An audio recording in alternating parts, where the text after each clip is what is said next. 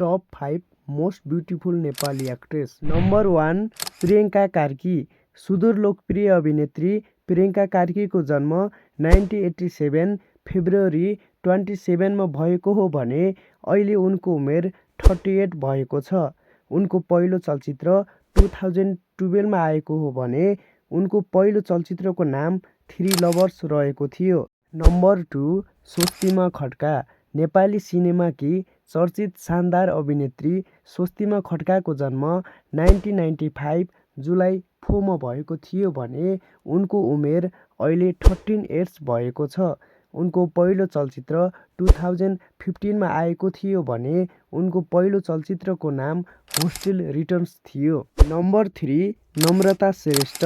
नेपाली चलचित्र जगतकी दिग्गज, क्लासिक र आकर्षक व्यक्ति नम्रता श्रेष्ठको जन्म 1985 जुन 14 मा भएको हो भने उनको अहिलेको उमेर 40 इयर्स भएको छ।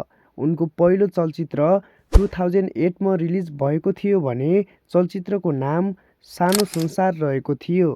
नम्बर 4 आँचल शर्मा। मिठो व्यक्तित्व र स्टिङ ब्युटीका कारण धेरैको मन जितेकी अभिनेत्री आँचल शर्माको जन्म 1995 मार्च 18 मा भएको थियो भने उनको अहिलेको उमेर 30 रहेको छ। उनको पहिलो चलचित्र 2016 मा रिलिज भएको थियो भने उनको पहिलो चलचित्रको नाम नाइना भन्नु ल फो रहेको थियो। नम्बर 5 वर्षा रावत।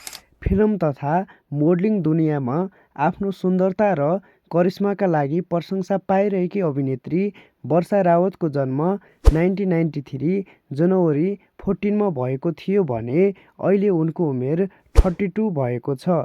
उनको पहिलो चलचित्र 2016 मा आएको थियो भने उनको पहिलो चलचित्रको नाम छक्का पञ्जा रहेको थियो। यसै गरी तपाईँहरूलाई नेपालको कुन एक्ट्रेस मन पर्छ कमेन्ट गर्नुहोला।